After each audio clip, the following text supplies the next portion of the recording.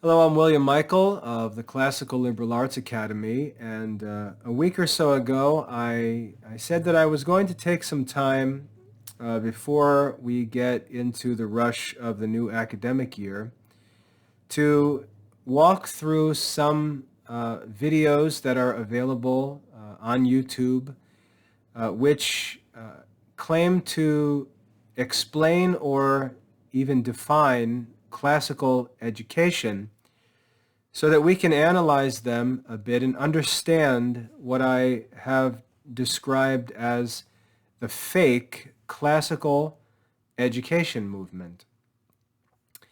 I've explained that starting in the 1990s, there has been a movement where both in homeschooling and in private schooling, groups, mostly Christian, have offered an alternative to modern public and private schools, and they have presented this and marketed this alternative as classical education. And the problem with this movement is that the leaders and the teachers and the publishers in their marketing, in their conference speeches, in the books that they write, they make historical claims that are false. They make claims in order to gain trust with parents that what they're publishing and teaching in these schools has been done before in history and is being restored in these so-called classical schools. And that advertising is misleading and false. I don't know why they have chosen to make those historical claims.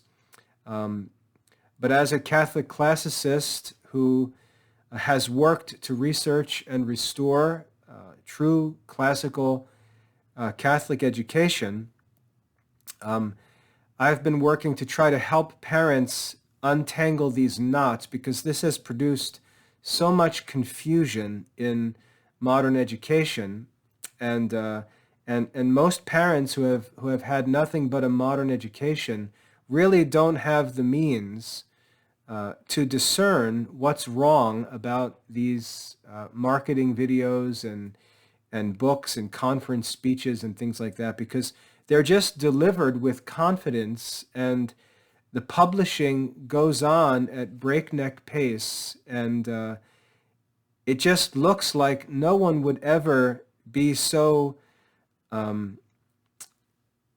confident and aggressively publishing content, starting schools and so on, if they weren't right. And yet they're not right. And this is a source of very great confusion. And so I'd like to help parents walk through some of this promotional material and understand where the falsehoods are at, and not just criticize things, but also explain what the real solution is, so they can actually provide their children with what they'd like to, which is a proven, timeless, trustworthy, affordable, historical, classical Catholic education. That's what we want to provide our children with. We want to provide our children with the same education based on the same principles and the same proven sources that wise men and saints developed and recommended to us after having studied and taught them themselves. So what I'd like to do is walk through another one of these videos. This is What is Classical Education by Martin Cothran. I don't know these people. I don't know these organizations. And I know one of the problems with this movement is they're often friendly people. They may have impressive modern academic credentials. They may be good speakers. They may be good writers. They may be good Christian people. But all of that's irrelevant, because what we need to ask ourselves is, are the claims, are the assertions that are being made, are the promises that are being made to parents, are they really true? Because if they're not, even though these people may be good people, they may be well-intentioned, their schools may be better than modern schools. That it doesn't take very much to create a school that's better than a modern school, but that still doesn't mean that these claims are true or this idea of classical education is real.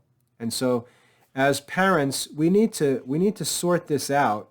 We need to get an answer to these questions, because especially if you're a Catholic family, a lot of this is Protestant stuff, and Catholics, through popular workers like Laura Berquist, just brought the Protestant ideas into Catholic circles. A lot of this is Protestant thinking. It's got Protestant philosophy, what's called Baconian or modern scientific philosophy, just all running through it, and it's hard to discern what's true and false. So I'd like to go through this and point those things out and try to help Catholic parents understand what the saints and wise men of the past actually did study and teach and recommend for us, so we can offer that to our children, along with some other necessary modern requirements in our generation. So before we get started with this video,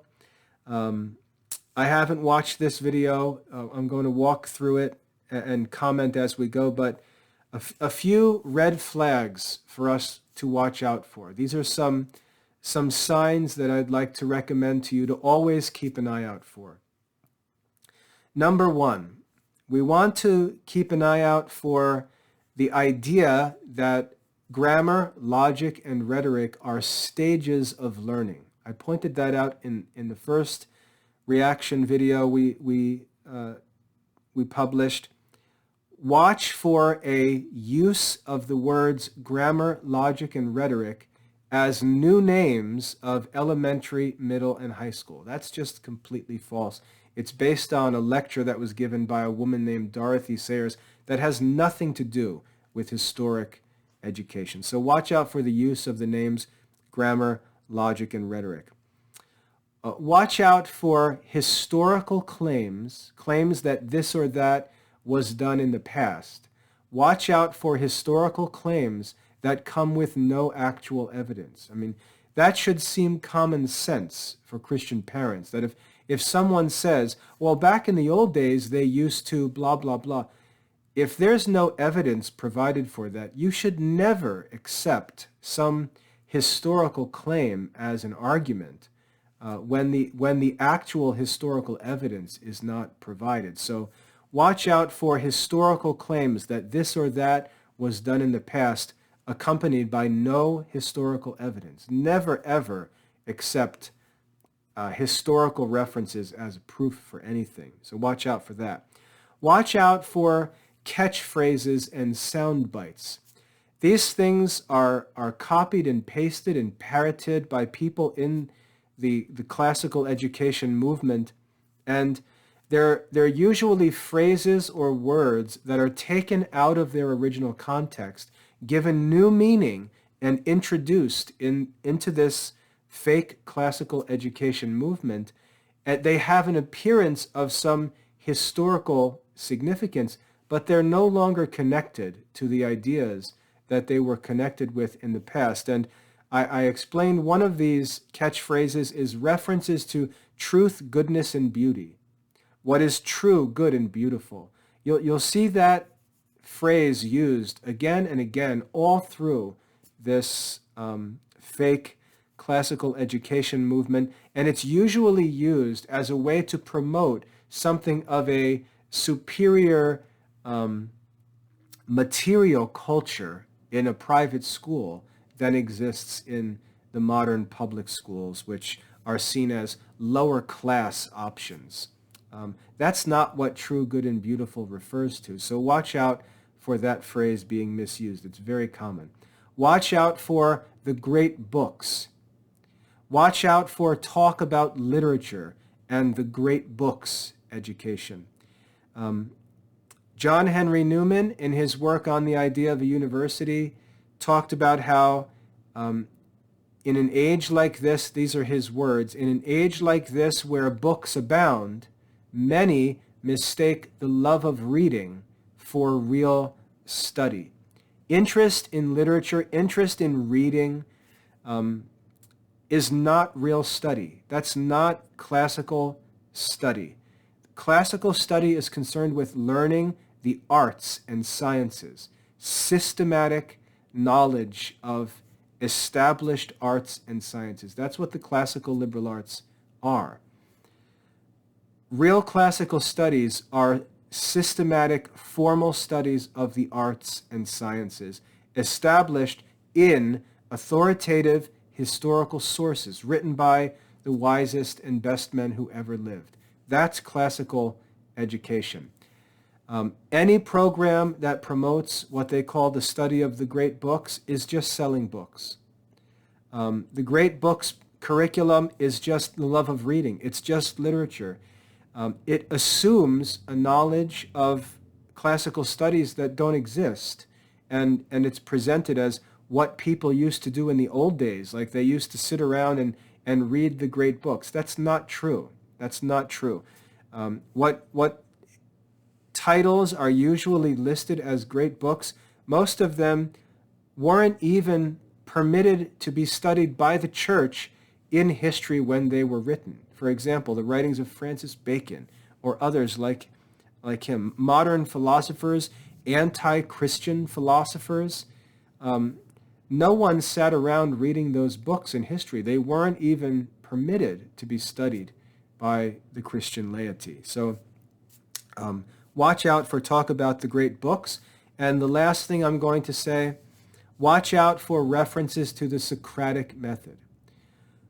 References to the Socratic method are used to explain why these schools that claim to take education so seriously and claim to be, offering the education of wise men and saints, why their faculty is almost always made up of unqualified teachers. Many of them have barely been through modern college programs. They may have degrees that have nothing to do with the subjects that they teach.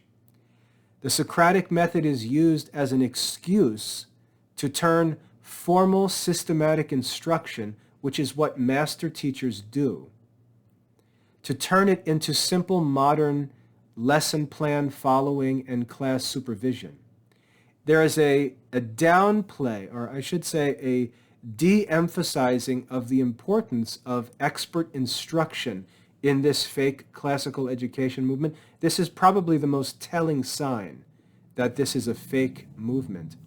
That while they talk about all these lofty things, when you finally get down to the actual studies, the actual schools, and look at the people teaching, you will find unqualified people teaching subjects that they may have never even studied before in any formal way. And because of this, they are unable to provide systematic instruction in the arts and sciences, which is why they don't do it.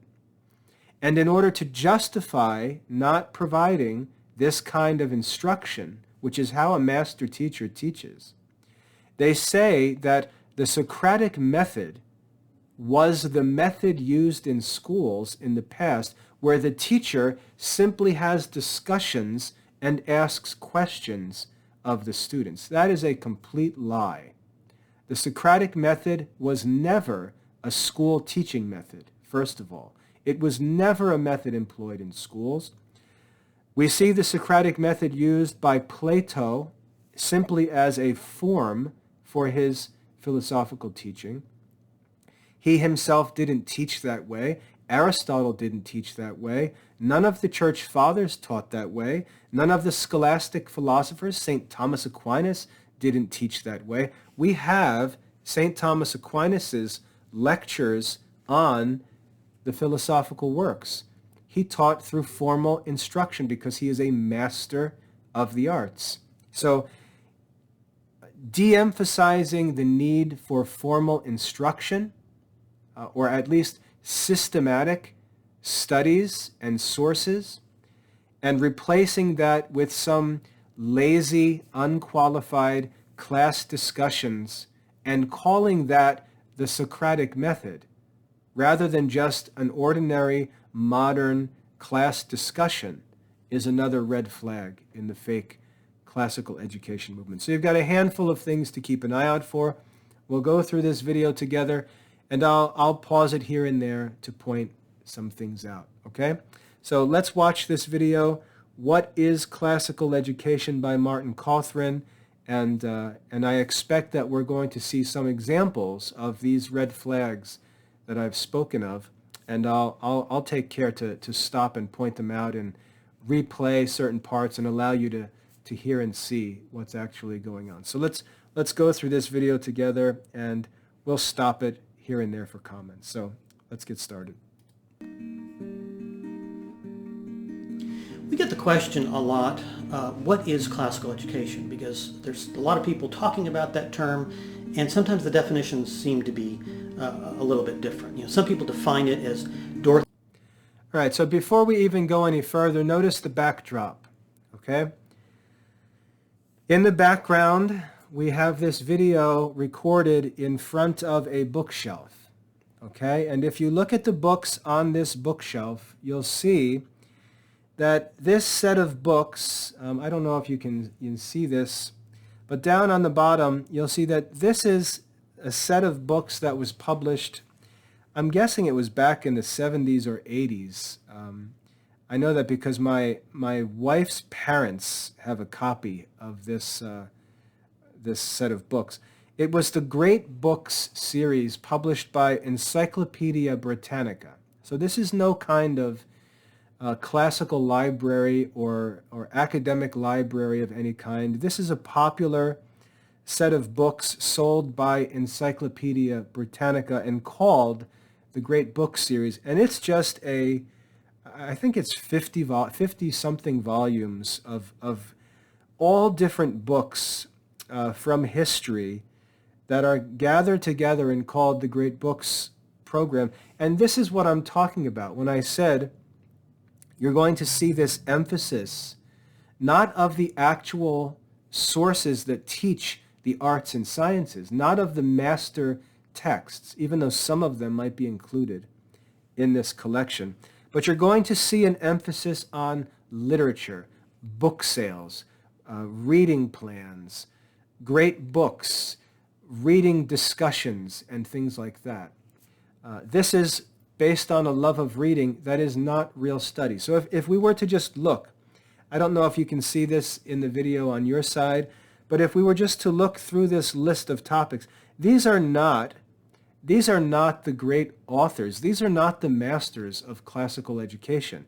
This is a collection of all sorts of different authors, some of them Christian, non-Christian, sound philosophers, false philosophers, all sorts of stuff mixed in here. For example, we see Aristotle back here and Plato. So we have, definitely not all of the works of Aristotle, but some of them, some of the chosen dialogues of Plato. Plato wrote over 50 dialogues, so it obviously isn't a collection of all of the dialogues of Plato.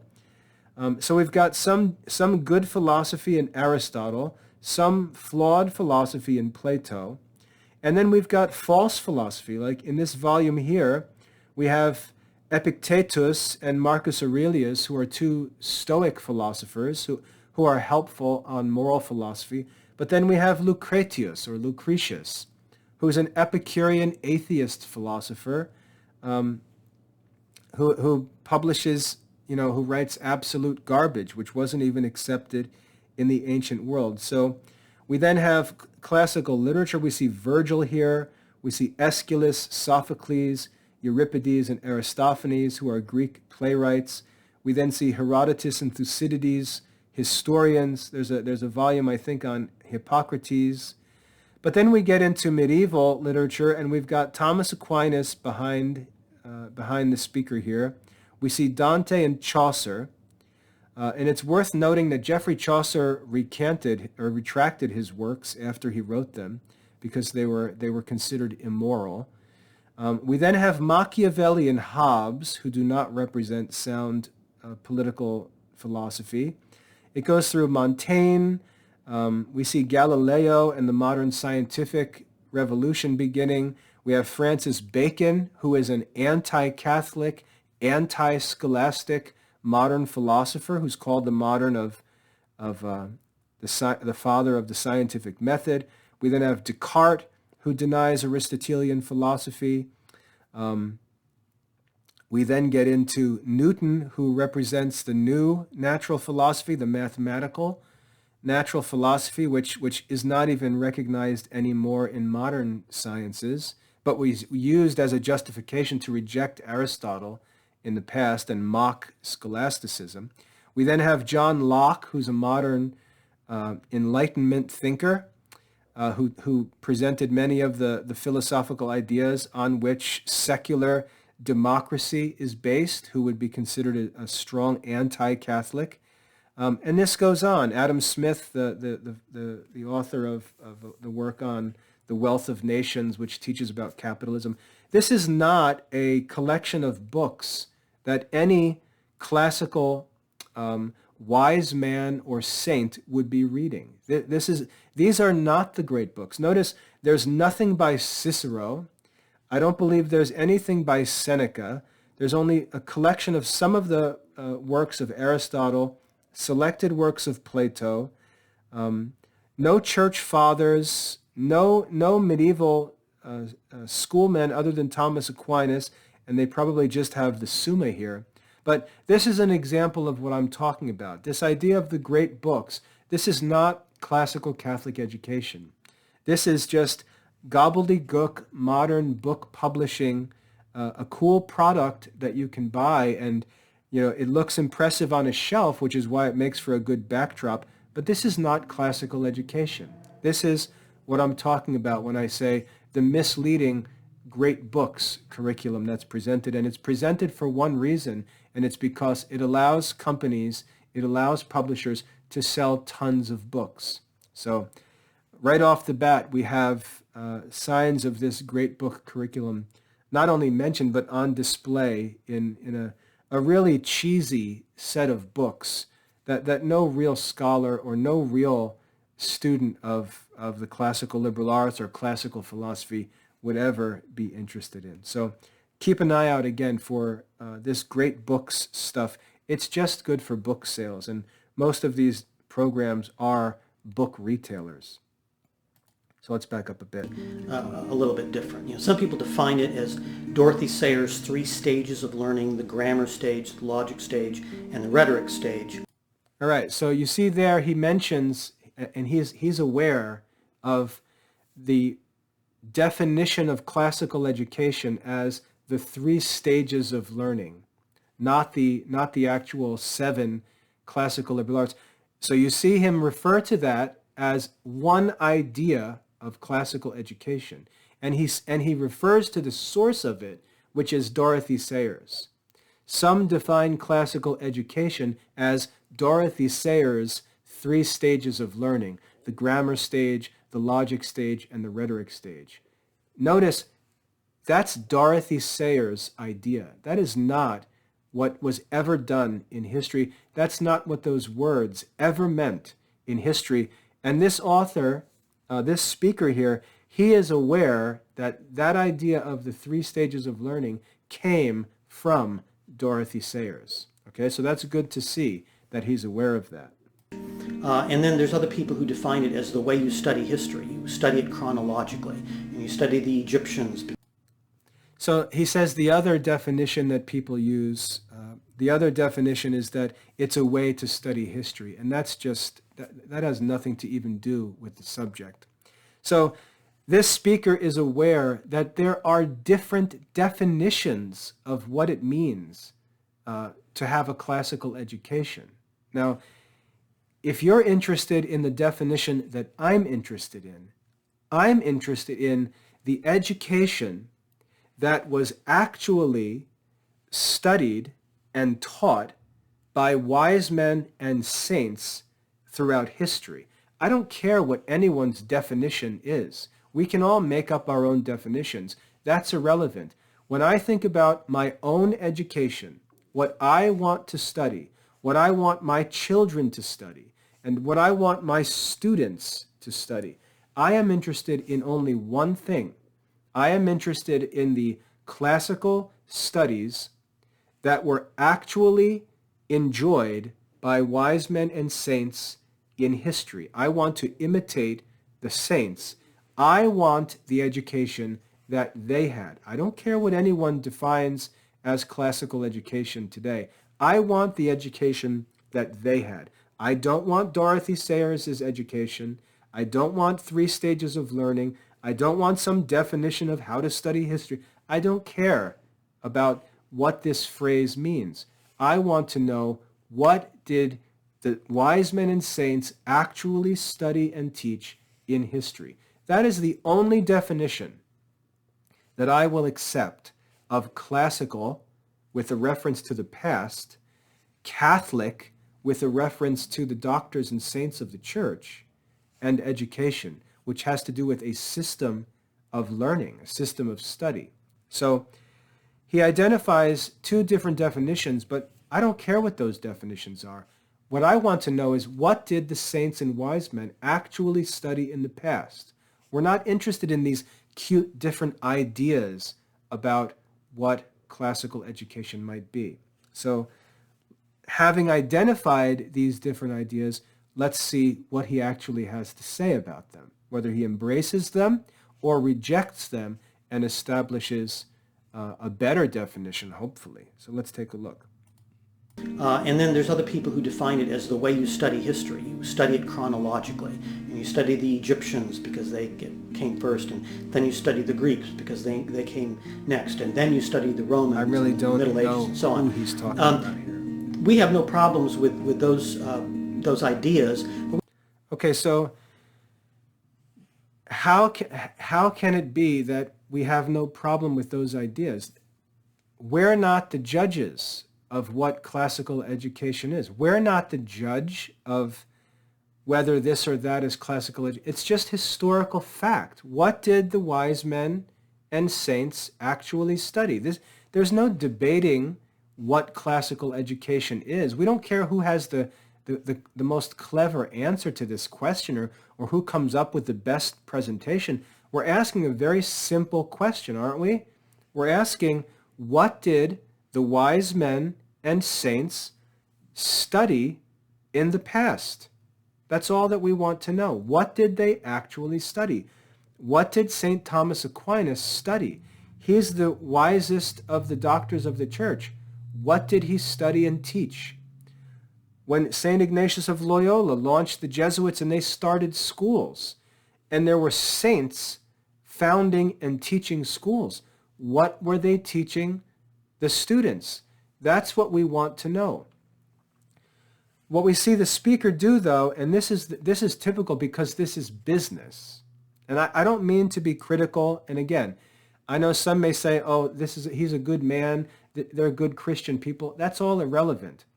What does it mean? What does it mean for us as truth-seeking Christians? What does it mean for us to say, I have no problem with those ideas of classical education?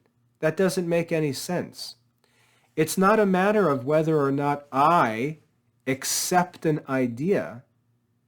It's simply a matter of whether or not these things are true. When Dorothy Sayers says that grammar, logic, and rhetoric are 3 stages of development in education, and schools are started, and these schools set up elementary level studies and middle school and high school, and they call them grammar, logic, and rhetoric, and say, this is what was done in the past. That's simply false. It doesn't matter if we accept that definition. It's historically false. But what happens, and again, you can put me to the test on this and see if I'm wrong. These publishers who are part of this fake classical education movement, because so much of their work, their book sales, their book promotions, their marketing work depends on homeschool conferences and things like that, where all of these publishers come together to sell their stuff. They have to all support each other. They have to all accept each other's ideas, even though we're not asking anymore whether any of them are historically true. We're simply allowing them to coexist, even though people are making things up, like grammar, logic, and rhetoric are 3 stages of development, and then saying that's what people taught and thought and did in the past to give parents a false sense of confidence that what they're investing in, the money that they're investing in their children's education, is being invested in something that's proven and trustworthy, when in fact it's something that has been invented by modern publishers and school administrators. That's what's wrong about this. The parents are being told that what their children are being given and what they're being sold is what was done in the past. How can we say, I have no problem with that idea or that idea or that definition or that definition? Yeah, that's all fine. No. It's not all fine. They can't all be right. They say completely different things. We're asking what is classical education because there's an assumption that the education that we're going to provide our children with and invest in is timeless and trustworthy and proven as a source of effective and faithful Christian education. This is a historical question, not a personal opinion. So how can it be acceptable that some people define classical education with Dorothy Sayers'? No, that's not acceptable because that's not what's being advertised. They don't admit that. They don't say, well, we really don't know what was studied in history, but we think that's not what they say. They explicitly claim that what they're doing is historical.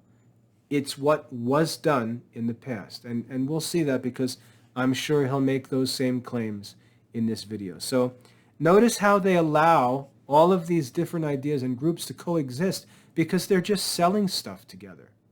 The homeschool conference, everybody gets along because they all have their own tables and books and speakers and schools, and they've all agreed to share this message on this fake classical education. But this is not historical education, and that's my criticism of this whole movement.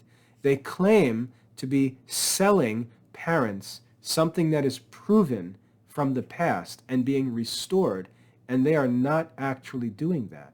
They're falsely marketing this modern movement to parents who think they're getting something that they're not getting. So let's keep going here.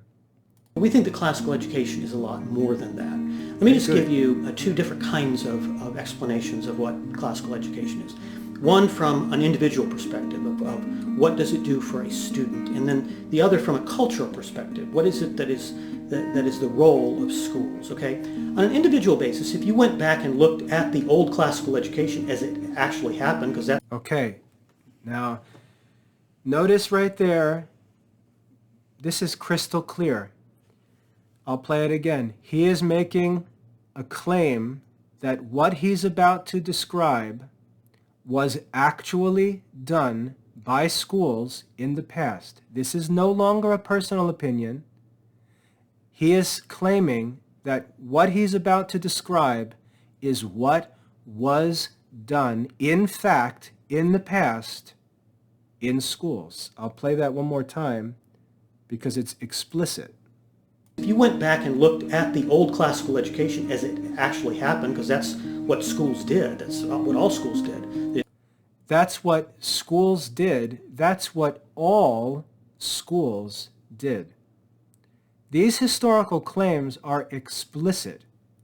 And this man is looking into the camera and telling mostly Christian parents that what I'm about to tell you is what all schools did in the past, in the good old days, before all this modern stuff came in and all these modern schools developed. This is what they did in the old days. It's an explicit historical claim, and what I'd like to ask you to watch for, because this is what this fake classical education movement does. They make historical claims and they provide no historical evidence that these claims are true. Parents, I don't understand how parents do this, but parents watch a video like this or sit through a homeschool conference talk like this. Here, these people make historical claims and they don't request a single shred of historical evidence. These folks are allowed to make any historical claims that they want, sell any book that they want by just claiming that this is what people did in the past, and no one asks for any evidence that this is actually true. And they get away with these historical claims.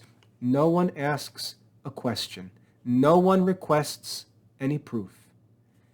And it's as explicit as can be.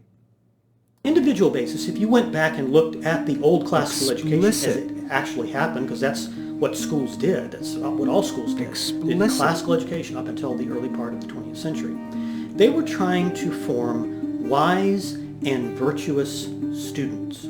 They were trying to teach them how to think and what to do. If we said there's two purposes of classical education, it's how to think and what to do. All right? And so wisdom, as defined by St. Thomas Aquinas, is how to order things rightly and judge them well.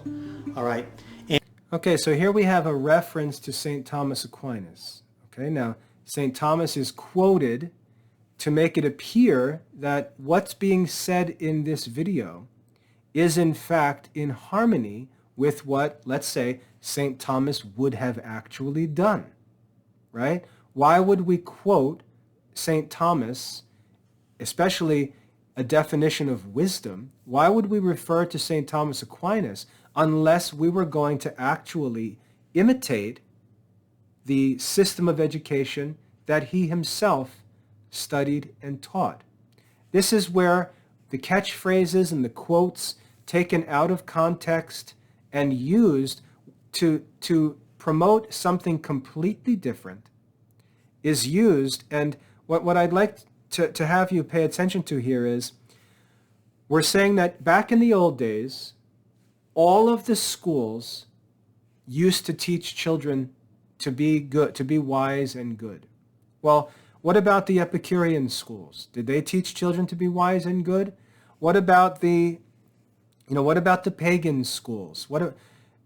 It's really not true that all the old schools used to teach children to be wise and good. The old Christian schools used to do that. Some of the virtuous philosophical schools, like the Stoic schools or the Aristotelian schools, the Platonic schools, used to try to do that. But it wasn't all the schools. There were unbelievers and evil people in the past just as there are today. There were good schools and there were garbage schools. There were wise teachers and there were fools teaching. And so if we were to go back and say, where were these good schools? What did these good schools actually do to teach children to be wise and good? Is it the same thing that they're going to promote at, what is this, Memoria Press? Does Memoria Press teach the curriculum that St. Thomas Aquinas studied and taught? If not, why not? Why refer to historical schools or historical authorities and then not actually do what they did? Is Thomas Aquinas wise when it comes to defining wisdom, but wrong when it comes to religion or the curriculum that should be studied by students? If he doesn't understand the curriculum, and if he's wrong about religion, why quote him as an authority? How do we pick and choose what ideas of Thomas Aquinas we're going to follow and what we're going to ignore? Thomas Aquinas worked in education his whole life. So we're just going to restore the scholastic system of education in the Classical Liberal Arts Academy? Yes, that's what we're going to do. But in this, he has no intention of restoring scholastic education, and yet he's going to quote Thomas Aquinas and talk about his definition of order. of wisdom, which is to know order. Now, St. Thomas's teaching on wisdom comes from his teaching his commentaries on the works of Aristotelian philosophy. That's where that quote and that idea of wisdom comes from. But the problem is, St. Thomas, after defining wisdom, went on to explain how that applies to the different branches of philosophical sciences which need to be studied. And if we go look at one of these fake classical education programs, there's no such teaching to be found anywhere. And so there's references to the past with no sincere interest in imitation. That's the flaw of this fake classical education movement. But notice, the appearance of great books in the background, references to an imaginary history of education that no evidence is provided for, quotes without context from authors whose example is not imitated in education. Why all of this historical reference? It's all appearance. It's all smoke and mirrors for the marketing of this fake, modern, so-called classical education movement. It's not the real thing. It's not a restoration of any Greek or Roman or Christian education that ever existed in history. And you'll see, because when these speakers go on from this sort of vague, general homeschool conference talk, rah-rah talk, selling and promoting their programs, it never gets into any actual content or substance. It just sort of dissipates into the air. All of these general ideas, vague references, no concrete examples, no actual sincere imitation or respect for the authors who are quoted. It just all disappears and leaves us with a conclusion, which is buy our products, go to our schools. And it's simply false advertising. So let's keep going here. And we do this through learning intellectual skills, the intellectual skills of the liberal arts, the three language skills, grammar, logic, and rhetoric, and the four. Notice he just identified the three liberal arts, grammar, logic, and rhetoric, after having before acknowledged that Dorothy Sayers says that grammar, logic, and rhetoric are three stages of learning. Which is it? If you're aware of what Dorothy Sayers said, and you're also aware that the grammar, logic, and rhetoric are three liberal arts, how can you accept, how can you have no problem with what Dorothy Sayers said about grammar, logic, and rhetoric? It doesn't make any sense. What's good here is to see that he has an awareness of the classical liberal arts and their names. But if we go and look at the curriculum that he's promoting, do we find the classical liberal arts taught? What are the sources of the study of the classical liberal arts? Shouldn't we go back into history? And since this is what all schools used to do, shouldn't we go back and ask what were the sources by which the classical liberal arts were learned? We're going to get into the four mathematical arts because he's listing the seven arts. We study classical astronomy and geometry and classical music and arithmetic in these schools, in these classical schools. No, never. These subjects are never taught, yet we know the names of them, and we claim to be doing what was done in the past. Why don't we actually see these liberal arts taught from the original sources in these classical schools? Because that's not what these classical schools are actually doing. So when we see an awareness of the ideas and then a disconnect between what is actually produced, this whole thing is exposed as just an attempt to market something by presenting it as something that it's actually not, knowing that the parents watching have no clue. They're not going to ask for any evidence. They're not going to know whether these claims make any sense. And they're going to listen to the speaker say, oh, that sounded pretty good. He sounded like a nice guy. Let's go sign up for his curriculum. And what they sign up for has nothing to do with anything that he talked about. That's the problem with this fake classical education movement. So Let's keep going here. Or mathematical skills, arithmetic, geometry, astronomy, and music. Those taught you how to think. It taught you Notice how how vague. to Notice how be vague wise, this how to is. distinguish the good from the bad, how to distinguish the true from the false, how to distinguish the beautiful from the ugly. You probably missed that, but when it was time to talk about those arts, he really had nothing to say, and he shifted to the default catchphrase, which is true, good, and beautiful. Listen again. So this is modern mathematics. Mathematical skills, has nothing arithmetic, to do with geometry, classical astronomy, and music. Those taught you how to think. Watch it taught this. you how to be wise, how to distinguish the good from the bad. How to distinguish the good from the bad. Okay. How to distinguish the true from the The true from the false. So we have good and true. Let me guess. Beautiful is coming next. false. How to distinguish the beautiful from the ugly. That's what education did. So you see what he did there. He simply shifted from a study of the actual content of classical education, which he's aware of. He shifted from that to the soundbite, because there's no substantial knowledge of the classical Catholic curriculum to talk about the 7 classical liberal arts without just, generalizing things. They taught you how to be wise. They taught students how to think. They taught students how to, a true, good, and beautiful. How to distinguish what is good. And how to distinguish what is true. And let me think, the catchphrase is already there. Why pretend we're thinking? Beautiful is coming next. That's the catchphrase. Why not just talk about the 7 classical liberal arts? Why not define them?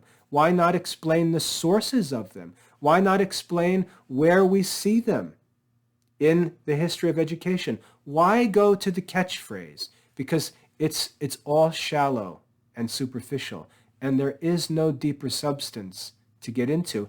If he was to go into the details of the curriculum,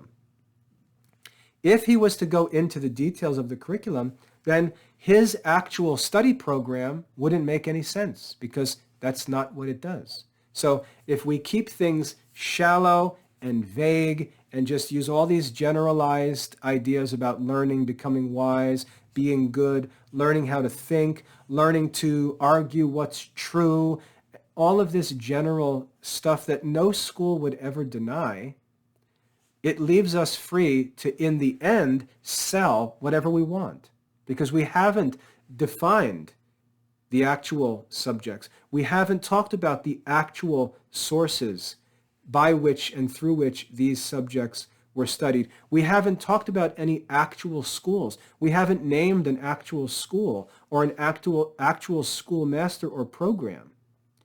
We've just made all of these feel-good general claims about education and assured parents that this is what was done in the past with no details, so that as soon as we move from the end of this video to the catalog, the parents still have no idea what to look for.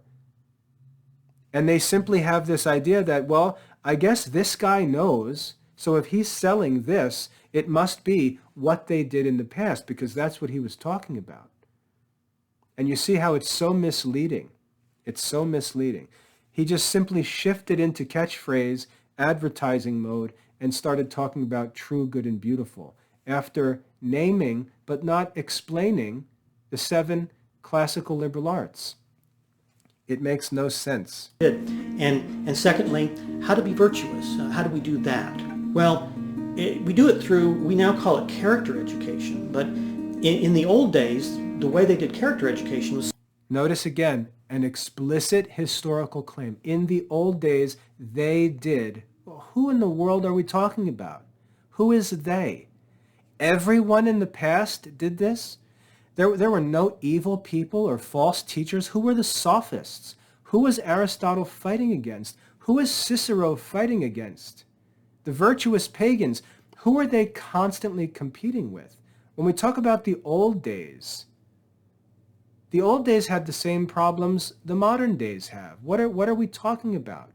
They all did this in the old days. You see this vague general reference to the past with no actual names or any evidence at all. I don't know how parents can fall for this without asking for some specific references and examples, because you're just having smoke blown in your eyes. This is how they did virtue education. So tell me, when Thomas Aquinas was sent to the monastery when he was 5 years old, that was just an option? I could send my son to a Dorothy Sayers school where they're just going to be taught modern curriculum with some additional subjects, and that's how they used to teach virtue back in the old days? Really? It looks to me like they used to actually send their children to live in monasteries back in the old days. Is that what we're talking about? Because that's how they actually did it. Or children were raised and tutored by relatives or friends who are monks and dedicated schoolmasters and classical philosophers and so on. What are we talking about with this reference to in the old days they used to do character training? Simply to read history and literature. So the way that they taught virtue in the past was simply to read history and literature. So we're back to great books education. So you're telling me that when St. Philip of Macedon wanted his son to be trained in virtue, what he thought was, you know what I should do? I should hire Aristotle to train my son to simply read history and literature. Is that what you think was actually done in the past? You think when St. Thomas's parents dropped him off at the monastery, they thought, well, the monks will teach young Thomas here how to live virtuously. They'll have him simply read history and literature. That great book's idea is just completely made up. The printing press didn't even exist until modern times. People in the medieval and ancient world didn't just sit around with the great books reading history and literature. How do parents even fall for this stuff? I just don't understand how parents can fall for this. It's not even historically possible for these things to be true.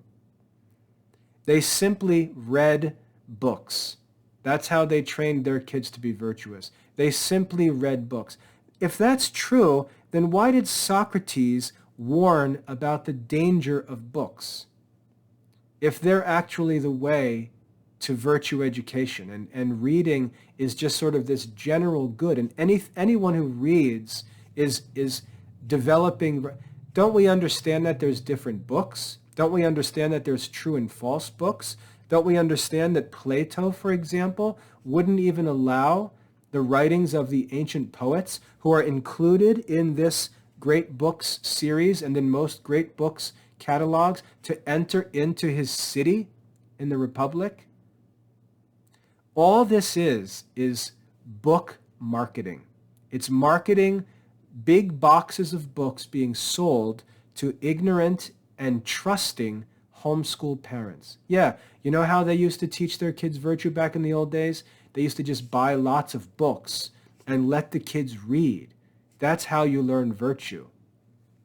Come on, you actually believe that?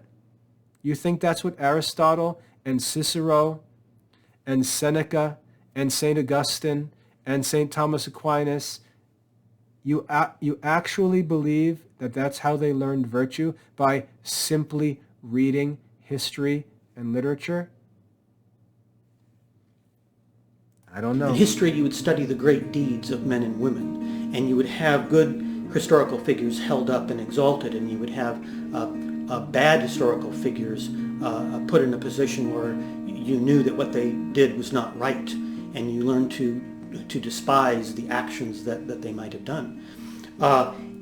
So let me ask you, what Christians in history got that information from any great book sources rather than sacred scripture or the lives of the saints and the church liturgy?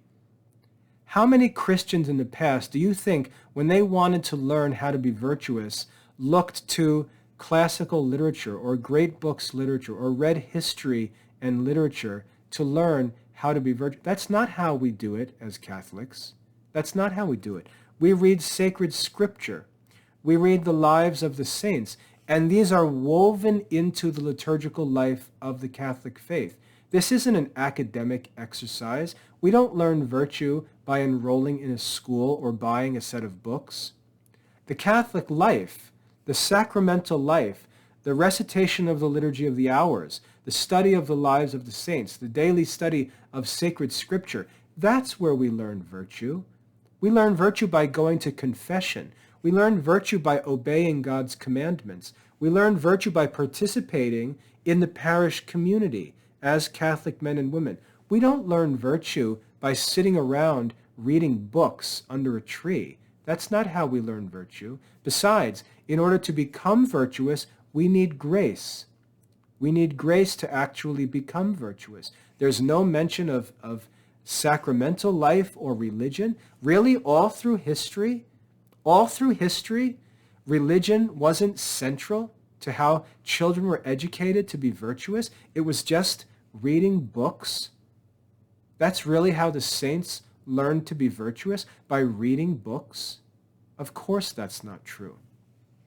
Yet that's what's being taught. And then you have literature, which is not what actually happened in history, but it's the product of the human imagination. Fiction. But it had also both a sort of philosophical and a moral connotation to them. Again, you learn how to be good by having good characters put in front of you. That was an image from Homer's Odyssey. And having bad characters put in front of you. You learn to be moral through stories, both historical and factual, and imaginative and fictional. You realize the claims that he's saying that people through history learned to be moral by reading stories, and he shows illustrations from Robin Hood and Homer's Odyssey. Like I said, Homer's writings were despised by the ancient moral philosophers because they presented all kinds of immoral ideas and blasphemies about the Greek gods and goddesses. Plato wouldn't even let Homer into his society. We study Homer today in English literature not because we learn morals from Greek or Roman literature, but because we're studying the actual arts of rhetoric and prosody that are used by those writers as poets. We don't study those classical works for the sake of moral instruction. We study sacred scripture, the catechism of the church. We study Aristotle's ethics, moral philosophy. We study Aesop's fables because they're intentionally given to instruct us in morals. This reference to the great books, again, is just to sell books. That's not how Christians were ever raised to be moral and virtuous, by reading books. It would be the same thing as saying we raise children to be moral by letting them watch television. Obviously, that's not true. That's not how virtue is formed. They're simply selling books through these programs. That's how you learn to be virtuous. That's how you learn wisdom to be and moral. Virtue. Secondly, there are there's a cultural historical claims that have no basis. It has to do with the purpose of education. Today we hear a lot about job skills. We're going to make kids employable by what we do in school. So this is a criticism and of again, modern there's schools. nothing wrong with that. There's nothing wrong or with we that. have, there's things happening in schools now that seem to be sort of ideological. The old education was not for a political indoctrination. The old classical education. Notice again, he's making historical claims about the old classical education. This isn't his opinion.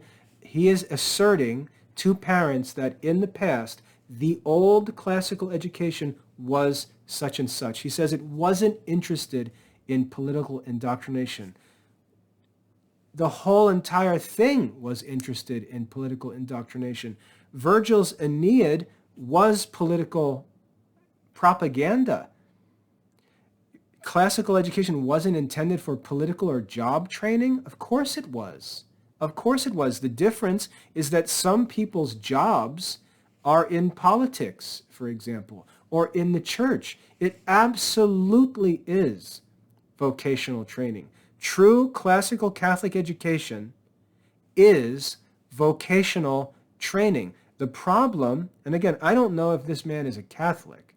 If he is, he's got some serious problems with his worldview.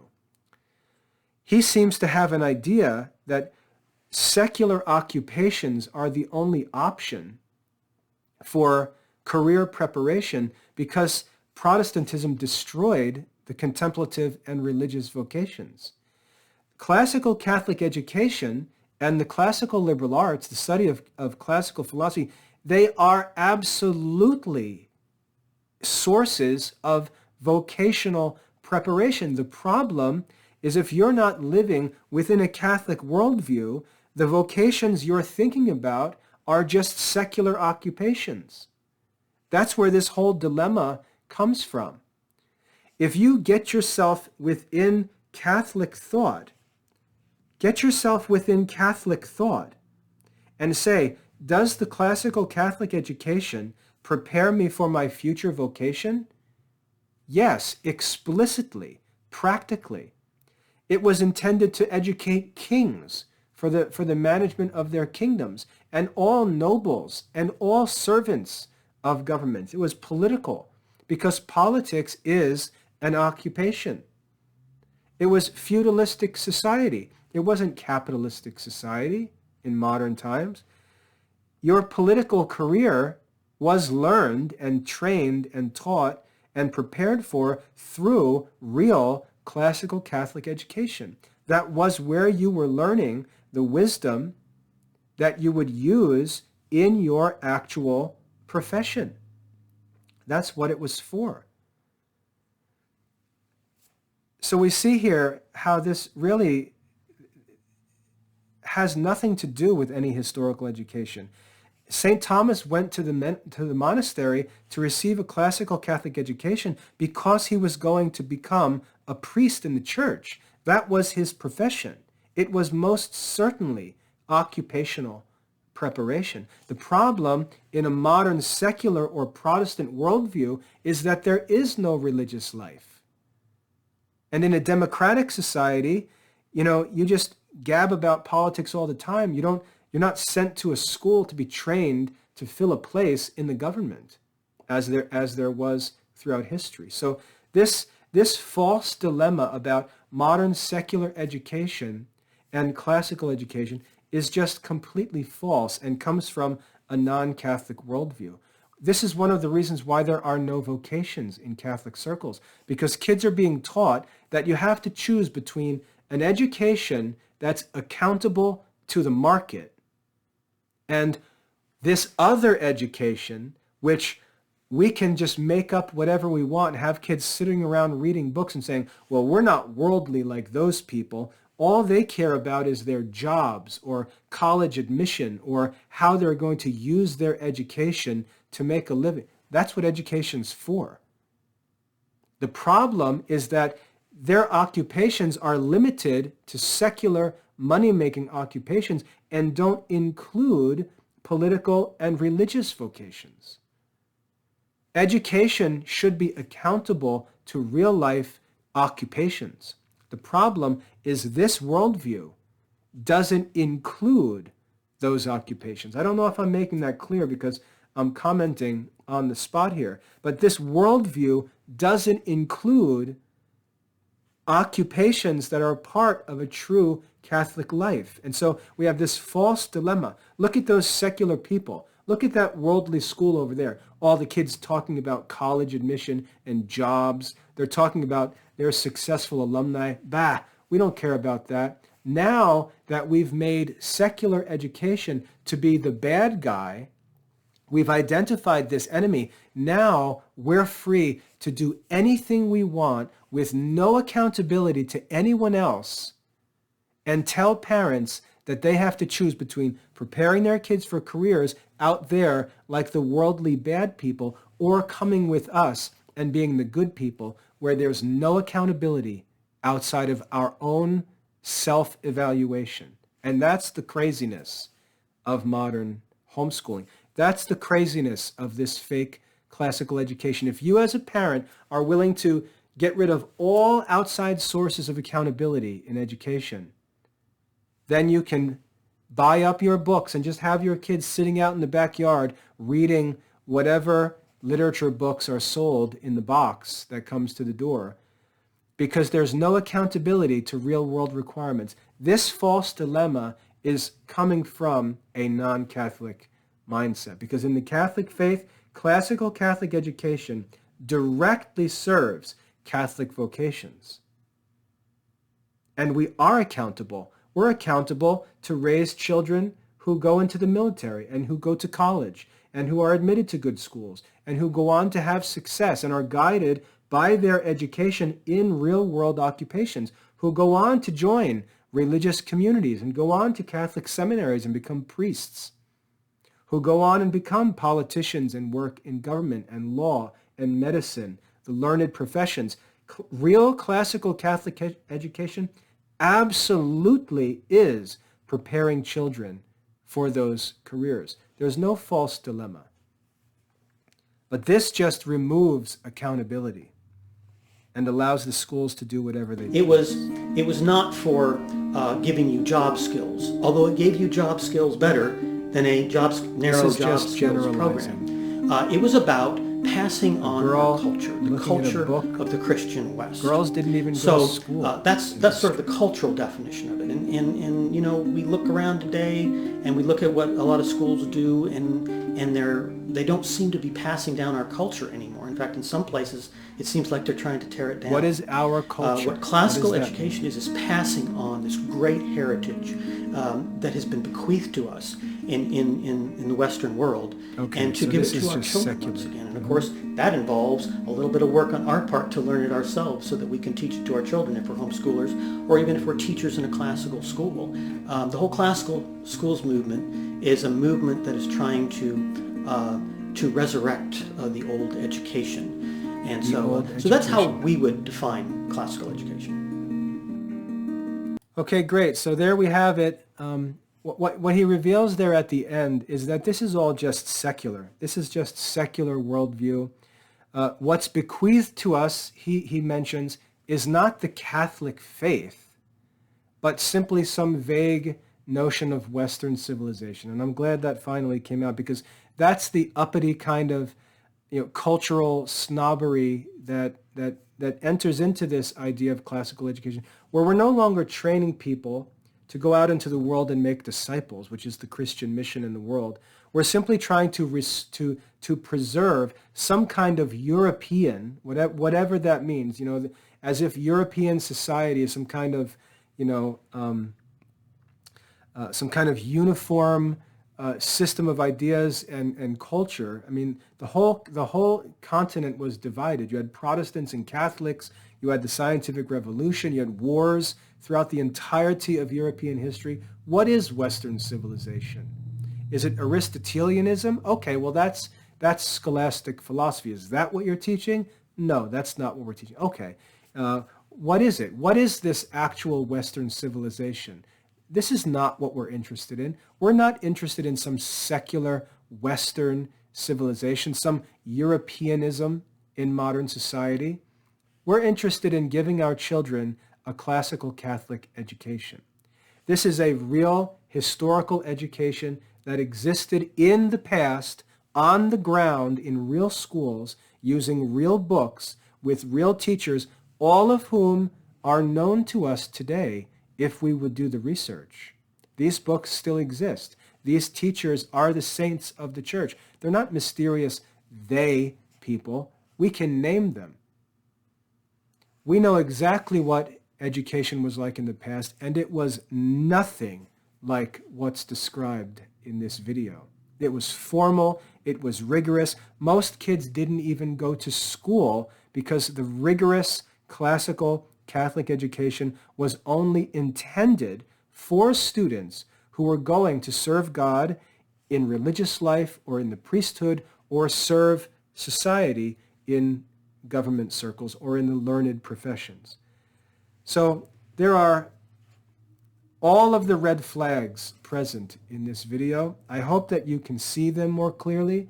I hope you understand how this fake classical education movement uses this vague, misleading marketing message to turn around and just sell you thousands and thousands of dollars worth of stuff, having you imagine that this investment of your family's money can be justified by some idea that back in the golden age, back in the old days, people did the same thing, and you're like them.